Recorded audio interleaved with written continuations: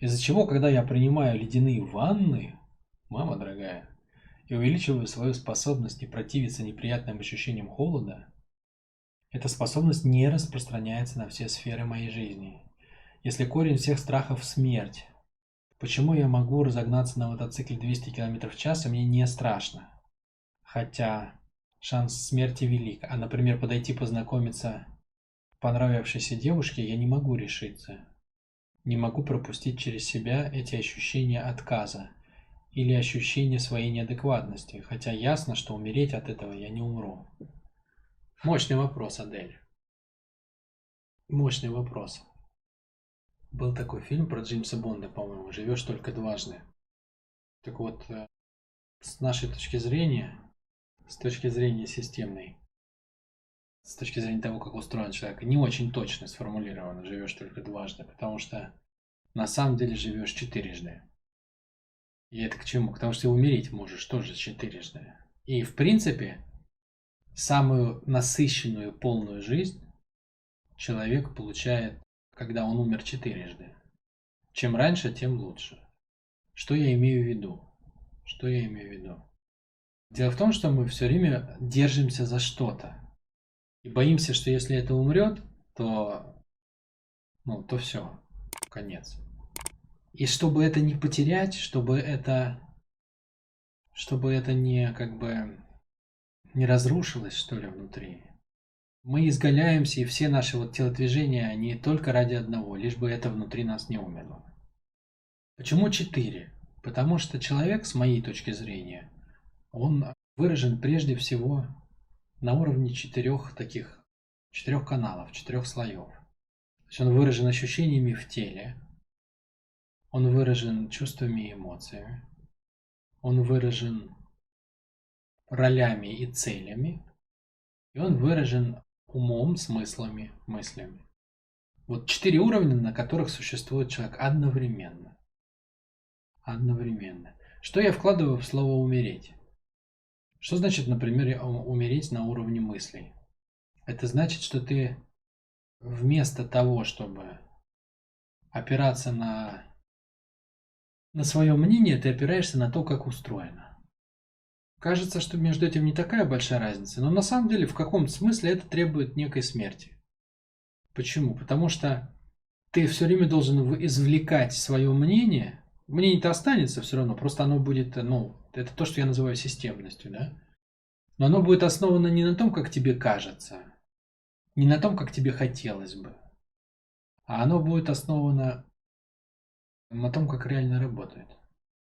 И это постоянно требует подавления того, что вот тебе изнутри хочется думать, что там вот так неправильно, вот так не надо, вот этого не должно быть. А в жизни это есть. А в жизни это есть.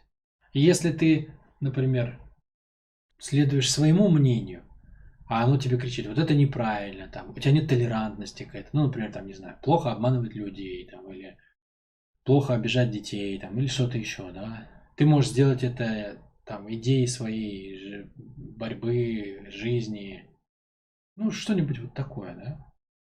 Но жизнь тебе показывает, что это есть. То есть, как факт, ты, получается, должен это прежде всего принять. Даже если ты хочешь это победить, это сначала надо принять. А когда ты встаешь в оппозицию, что это неправильно, у тебя нет принятия. И ты борешься. А бороться с жизнью бесполезняк вообще. И поэтому вот все время об этом сталкиваться. Почему людям так тяжело дается системное мышление? Они не могут умереть как мнение. И вот это мнение внутри, я же понимаю, что это неправильно, но в жизни-то это же есть. И вот они все время сталкиваются. И человек никак не может занять сторону жизни. Он все время занимает какую-то свою внутреннюю сторону. И не может это совместить. И поэтому все время несчастлив, потому что у него он живет все время в мире, где происходит много чего неправильно. И даже если он тебе говорит, да, я понимаю, такое бывает, и такое бывает. А ничего. Ничего это не меняет. Тело все равно отторгает. Реакция все равно, голос, раздражение, все равно все это поднимается. То есть это очень сложно умереть как мнение, чтобы родиться как то, как есть. Да? Абсолютно та же самая штука с целями. Почему у редких людей получается создать большие бизнесы, большие команды, а у большинства не получается? Потому что ты должен умереть как своя цель. Ты должен думать не о себе, а о том, как удовлетворить цели других. И тогда ты получишь супер удовлетворение своей цели. Но для этого надо ее отпустить. Ты должен умереть как своя цель. И начать мыслить целями других. И умерев, ты получишь невероятное состояние. Умея удовлетворять цели других, ты всегда будешь уметь удовлетворять свои. Но это смерть в каком-то смысле. Это смерть себя как существа, которое идет к собственному потреблению. Потому что происходит переориентация на потребление других и за счет этого удовлетворение собственного потребления. Это очень тяжело, это чертовски тяжело. В эмоциях то же самое, да? То есть, если женщина, ну, мужчин я тут не беру, у них они больше про цели, да? Второй канал, он больше про женщин. Если женщина хочет прожить любовь, ей надо начать жить не своими эмоциями, а начать как бы ощущать эмоции других людей. А там одна боль кругом, все же в боли купаются. Не вот эти поверхностные эмоции, в которых все баландуются, да?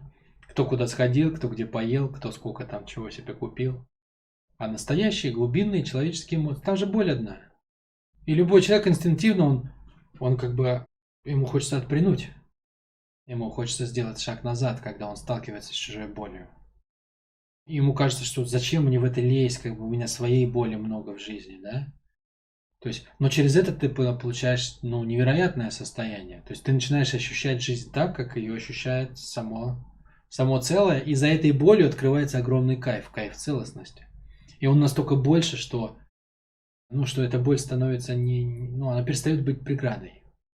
Так же, как лавина денег от того, что ты научился ощущать цели других людей, она перекрывает то, что ты не занят своей целью. Это становится неважно. Так же, как понимание того, как все работает, оно больше, не важно больше, как мое тело думает, как я думаю, вообще не имеет это значения. Я понимаю, как это работает, да. И то же самое в теле. То есть надо начать жить ощущениями пространства вокруг, а не своими собственными. Но для этого надо, внимание по-другому перенастроить, так же, как на всех предыдущих уровнях. Надо умереть как тело, чтобы родиться как тело мира. Надо умереть как отдельное тело, да, свое тело, чтобы родиться как тело окружающего мира. А ты попробуй умри как тело, ведь боль-то чувствуется. То есть насколько надо вынести внимание наружу, чтобы не отвлекаться на собственные ощущения в теле. Насколько надо жить снаружи? Очень сильно. Очень сильно. Зато ты получаешь какой кайф? Ты имеешь ощущение не одного маленького тела, а всего мира вокруг. И так на всех уровнях. И все мы стремимся к этому. То есть главная проблема-то в человеке какая? Что он живет как отдельное существо, а никакого же отдельного нету. То есть даже без той поверхности, на которой вы стоите, нельзя представить вас. Нет человека без пола, на котором он стоит. Понимаете? Нет человека без пола, на котором он стоит. Без поверхности, на которой он находится, на которую он опирается. Такого не бывает в природе. Даже если вы подпрыгиваете, и на какую-то долю секунды, вот он человек, который типа не стоит нигде ни на какой поверхности. Это не так, она его возвращает обратно, она говорит, обопрись на меня, иначе ты нигде. Иначе ты нигде.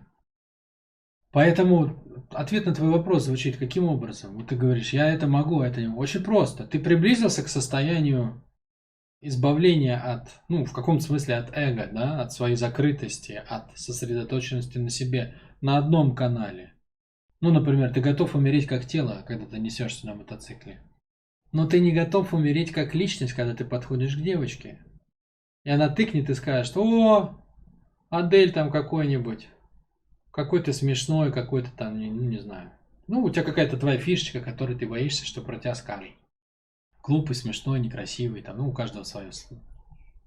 И это ты уже не готов прожить, понимаешь? То есть ты готов умереть как тело, но не готов умереть как личность.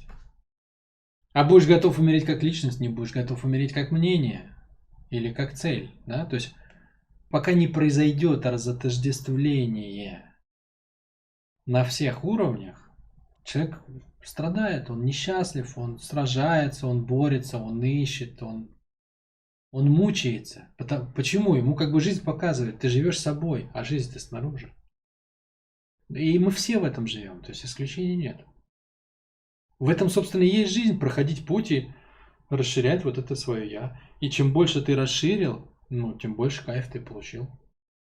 Если ты хотя бы в одном канале расширил, ну, расширил в третьем канале, ты миллиардер. Расширил в четвертом канале, ты понимаешь, что как работает. Расширил во втором канале, ты способен прожить состояние любви. Расширил в первом канале, у тебя энергии море просто. Но если ты не расширил нигде, ты везде зажат своими рамками своего я. Ну и человек мучается, барахтается.